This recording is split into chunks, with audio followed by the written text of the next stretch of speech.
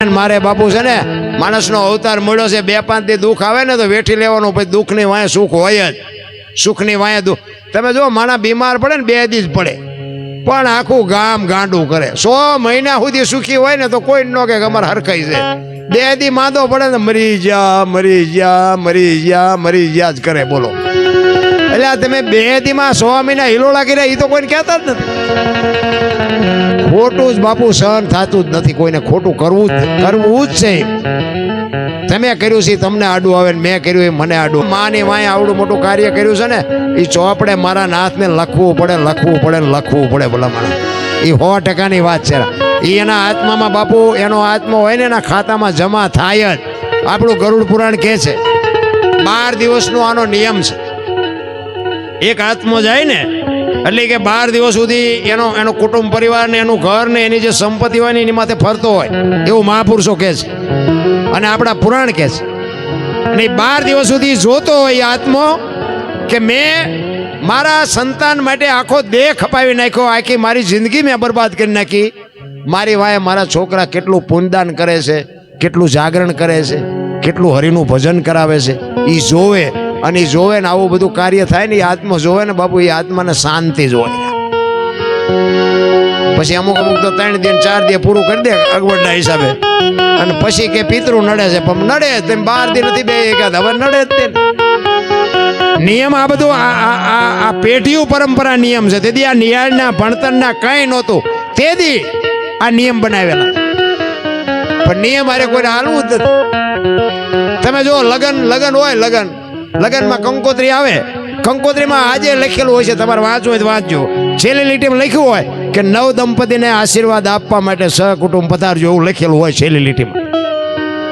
આ બધા લગનમાં જાતા આશીર્વાદ છે ને આપ્યા, હું શું વાત કરો તો કોઈ આપે? જ્યાં ભેગા એમ કે જમવાનું ચીનપા, પંઠો ચીનપા, પંઠા જ ગોતે છે. બોલો, એટલું ભગવાન આપ્યું તો ખાવાનું જ ગોતે છે. નકર બાપુ એ આશીર્વાદ આપવાના હોય જ્યારે એ વરઘોડિયા જ્યારે બાપુ મંડપ વચ્ચે બેઠા હોય ને એ વખતે માયરા હોય, ફેરા ફર્યા પછી બાપુ ભૂદેવ શ્લોકથી બોલતા હોય અને પછી બાપુ એ વખતે જાહેર કરે કે નવ દંપતીને વરકન્યાને હાથગણું કરવાનો સમય થયો છે, બધા હાથગણું કરવા આવો. અને એ વખતે હાથગણું કરવા જાય ને પછી દીકરીને આપે કે દીકરાને આપે, જેને આપે ને, પણ એ હાથગણું કરાવતી વખતે બાપુ આશીર્વાદ આપવાના છે. આ મહાપુરુષોના શબ્દ કે મારા નાથ, એક દીકરાની જાનમાં 100 જાનૈયા 25 જાનડીઓ હોય અને એ વખતે હરિને બાપુ સ્મરણ કરી અને આશીર્વાદ ઈ આપવાના હોય કે મારા નાથ, આની જાનમાં તું અમને લઈ આવ્યો, પણ કદાચ જો આનું આયુષ ટૂંકું હોય ને તો અમારા 100 જાનૈયા અને 25 જાનડીઓની 4 મહિનાની 3 મહિનાની આયુષ કાપીને એની આયુષ મોટી કરી દીધી. આની જાનમાં ભલે લઈ આવ્યો, આની કારણે અમને ન આવવા દે તો આ આશીર્વાદ દેવાના છે. કોઈ આપ્યા? આ તો ખાઈ કોણ વેવાય ને કોણ કયા ગામ હગું કર્યું છે ને કયા ગામની દીકરી છે ને કોઈ કઈ પૂછતું જ નથી. હાલો ખાઈને હાલો, પૂરું. અરે લગ્ન થઈ ગયા ઢીંગલા ઢીંગલી જેવા, બધા કઈ વાતમાં છે. આપણી બેનું દીકરીનું લગ્ન ગીત ગાવા જ નથી ગમતા. લો અમુક જગ્યા તમે લગ્નમાં જાય, લગ્ન પતી જાય ને ત્યાં સુધી ઘરના જે બેનું હોય ને લગ્ન પતી જાય ત્યાં સુધી તૈયાર જ થાથા કરતા. પણ હવે તો લગ્ન એ પતી જાય, ચા સુધી આ લપડા કરવા છે. કેવી બાપુ આપણા લગ્ન ગીતનું બંધારણ હતું રામ. હે, ફેરા ભરતા હોય તો ફેરાના ગીત હોય, ગણપતિ માંડે ત્યારે ગણપતિના ગીત હોય, વરઘોડો ચડે તો વરઘોડાના ગીત હોય. આ બધી આપણી પરંપરા. કંકોત્રી લખે તો કંકોત્રીના ગીત હોય. અત્યારે તમે જોવો તો બહારથી જ ગાવા વાળી લાવે. હવે એની ડિટેલ તો જોયે જાણ્યા જેવી ન હોય પાછી. હવે એ આપણું ઘર હાલે. આપણી દીકરીઓને ગીત ગાવું જ નથી ગમતું બાપુ. આપણી પરંપરા, કોઈ દીકરા દીકરી હોતા હોય તો એને હાલડું ગાતા નથી આવડતું બાપુ. આ આપણી કોઠા હુજ હતી ને, આ આપણી સંસ્કૃતિ હતી. સંસ્કૃતિ હોય છે ને એમાં બાપુ દી ઉઠી ગયો. તમને એક જ વાત કરું, છત્રપતિ શિવાજી મહારાજ જીજાબાઈના ઉદરમાં હતો ને અને એ જન્મ થયો શિવાલયમાં બાપુ, જન્મ કરાયો, નામ પાડ્યું શિવો. અને એ જનેતાને ખબર હતી કે ભગવાન મને દીકરો આપે કે દીકરી આપે, પણ મારું સંતાન કોઈ દી માય કાંગલો ન પાકે. શું કામ? રામાયણ ને ગીતા ઓગાળીને પાઈ દીધી. એ માને ખુમા મારી જોઈ. હું તો બહેનોને ખાસ કહું, તમે ધારો તો ગોપીચંદ ને ભરતરી જેવા દીકરા થાય, ગંગા સતી ને પાનબાઈ જેવી દીકરીઓ થાય. સમય કાંઈ વયો જ નથી ગયો. મને એક ભાઈ કહે, મને કે સતયુગ ચાલે ચાલુ થાય. મેં તું હું બે ડફોળ છીએ, આપણે બે સુધરી જાય એટલે હવે સતયુગ ચાલુ થઈ જાય. તમારા ને મારા જ્યાં સુધી વિચાર ન સુધરે, હું અને મારી બેન બજારમાં નીકળ્યા હોય તો કોઈ કહી શકે કે બે ભાઈ બેન હાલા જતા લાગે છે, આ વિચાર આવે ખરો? આ વિચાર ન આવે ત્યાં સુધી સતયુગની રાહ ન જોતા. દ્રષ્ટિ ખરાબ, વિચાર ખરાબ, મનના ઘોડા જ ખરાબ છે, પછી સતયુગની રાહ હું જો. સતયુગ તો છે તું સુધરી જા એટલે હવે ચાલુ થઈ જાય. આપણા વિચારો જો, આપણા કામ જો, આપણા ધંધા જો. અરે વ્યસનમાં તમે જો તો બરબાદ થઈ ગયા, બરબાદ. હું તો ખાસ હાથ જોડીને કહું છું, બાકી તમારા પૈસાનું છે કરતા હોય કરજો, પણ હું તો એમ કહું છું કરાય નહીં. હો વીઘા જમીન અમારે અહીંયા પી ગયા તમે, અને વિનાશ થઈ ગયો રામ. પૈસા દઈને આ બરબાદી ન કરાય રામ. ખાવા પીવાનું દુનિયામાં ક્યાં થોડું છે. મારા ખિસ્સાના પૈસા નથી, પણ બાપુ એવા કુટુંબ બરબાદ થઈ ગયા ને એટલે અમારી આંતરડી બળે છે. એટલે એમ કહે છે કે આ માર્ગ મૂકી દો, અને તમે મૂકશો ને તો તમારી પ્રજા નહીં કરે. બાકી તમે ચાલુ રાખશો ને તમારામાંથી જ તમારી પ્રજા શીખવાની. બાપુ મેં 20 વર્ષ ખટારો આંક્યો, 22 વર્ષ એકેય રાજ્ય મારું જોયા વગરનું બાકી નથી. પણ બાપુ મેં મારો દેહ નથી અપડાયો. કોઈ એમ કે દરબારે દારૂ પીધો તો પરમાટી ખાધી દીધી, 5 લાખની શરત મારીને આવજો. મારું કોઈને કઈ કહેવાની જરૂર નથી. પણ આજની પેઢીને જે મને ગણતા હોય, મારે તમે કદાચ વ્યસન હોય ને મૂકી દો ને 5 રૂપિયાનો ફાયદો થાય, મારા ઘરે તમે દેવા નથી આવવાના. કોઈક મા બાપને તમે દુઃખી કરતા હોય ને મારી વાત સાંભળીને તમે મા બાપને 2 ટાઈમ રોટલો દો, મા બાપના આશીર્વાદ મળે, તમે સુખી થશો. મારે કોઈ ફાયદો નફો નુકસાન, હું તો આ ભજનના પ્રોગ્રામ કરું છું, લાખો રૂપિયા લઈ આવું, એ મારી માન મારા બાપાનો આશીર્વાદ. હું તો એમ કહું છું કે બાપુ જીવન મળ્યું છે મોજ કરે એવું, મોજ કરી લ્યો. મરી તો જવાનું છે, વાત પાકી છે. જેટલું જીવાય એટલું આનંદ કરો ને ભલામણા. એટલે જેટલા મહાપુરુષોએ બાપુ ભજન કર્યું છે ને અહીંયા વાતો પડી છે, એમનામ કોઈથી ભજન થાય નહીં. એટલે ગોરો ભગત એક બાપુ એની વાણી કરવી છે મારે. પ્રજાપતિ તમારો મહારાષ્ટ્ર પંઢરપુર અહીંયાનો પ્રજાપતિ. અને બાપુ જિંદગી એવી જીવો ને, ઈ મર્યા પછી બાપુ એનું આ ભજન લખવું પડ્યું. કોને? વાંકાનેરની બાજુમાં રાતી દેવડીના ખુમાનસિંહ દરબારને આ ભજન લખવું પડ્યું. જિંદગી તમને જો જીવતા આવડે ને તો તમે મર્યા પછી દુનિયાને કંઈક તમારી વાહે કરવું પડે. એનું નામ જીવા કહેવાય.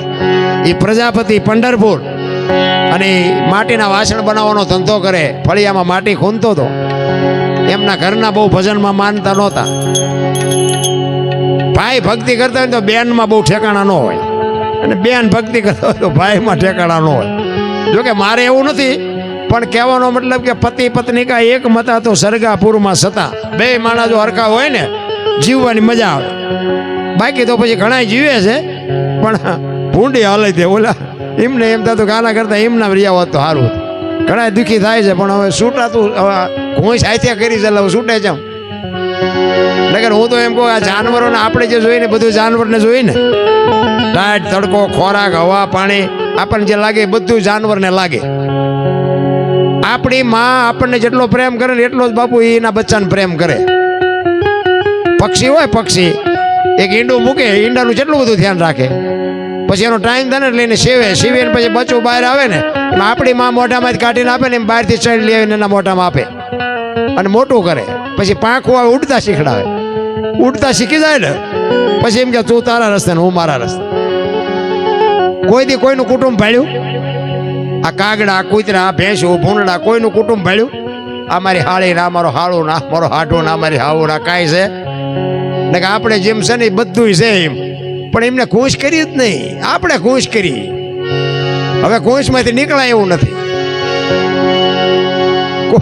કોઈ દી સાંભળ્યું કે પાડો સરવા ગયો ને ભેંસ હાટું પૂળો લેતો આવ્યો? સાંભળ્યું? એ પાડો કે આપણે આપણું કરો ને ભેંસ ભેંસનું કરે. અને મજા છે ને બાપુ, ખાઈને આવે એમને પાછો હંગરોય ન કર્યો કે હાજે શું ખાઈશું. જોવા જેવી વાત છે.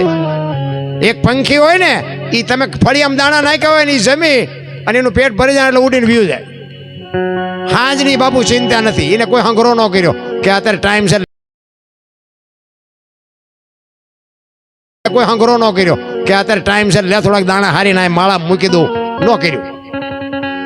આપે છે ને કીડીથી હાથી સુધી મારો નાથ બધાના ભરે છે ને. અને આપણે તમે જોવો ને તો માગણા આવે તો ડેલી આડી કરે, અમારી મેં કઈ નથી મરો. માગણા આવે કે આગળ જા, આગળ આગળ ઠેઠ સુધી તારા જેવા છે, ચા જાયા બધા તારા જ માયલા છે. એકાદું બટકું રોટલો દે, નથી થતું આ. બાકી કીડીને કણ હાથીને મણ 1000 હાથ વાળો મારો બાપ દે છે બાપુ. આપણે દે છે દુનિયા ધરાય છે, વાત ખોટી છે. ઈ ગોરો ભગત ફળિયામાં માટી ખૂંદતો હતો, એમના ઘરના પાણી ભરવા માટે નીકળ્યા ને 2 વર્ષના છોકરાને અહીંયા હુવડાયું. એ કે તમે ભજન ગાતા ગાતા ભોણિયો ન વાળતા, આનું ધ્યાન રાખજો, તમારા ભજન સિવાય કઈ ધંધો નથી, આખો દી રાગડા તાણ કરો છો. ભગત કે હારું વાંધો નહીં જાઓ. એ છોકરાને અહીંયા ઉડાવ્યું, બેન વી ગયા પાણી ભરવા. છોકરું રડતું રડતું માટીમાં આવતું રહ્યું. આ ભજન ગાતો ગાતો માટી ખૂંદતો હતો, માટી ભેગું છોકરાને ખૂંદી નાખ્યું, છોકરું મરી ગયું. ઘડીક થયું ને એની નજર ગઈ કે હારું મારું બધું બહુ કર્યા, છોકરું મરી ગયું, હવે હું કરું? એ કે બીજું તો ઠીક, પણ આ મારું બહેરું કપાતર છે, આવીને હમણાં મારી માથે ઝાડવા ઉગાડશે, મારીને મારા ઠાકરની લાજ જાહે. પરમ કૃપાળુ પરમેશ્વરને બાપુ નાભીથી બોલાવો ને એટલે બાપુ આજે તમારા કામ થાય, 100%ની વાત. તમે હાંકડીમાં આવો ને હનુમાન ચાલીસા ચાલુ કરો તો એમ હનુમાન નો આવે. એ તો રોજનો રિયાઝ હોવો જોઈએ. ઈ ગોરો ઈશ્વરને અરજ કરે છે. કેવી કરે છે? ઘરવાળીએ ઘણું કીધું તું, તમે રાખજો બાળકનું ધ્યાન. આવું માટી ખૂંદતા મારું ભૂલી હું તો ભજવા લાગ્યો ભગવાન. એવું પગના તળિયે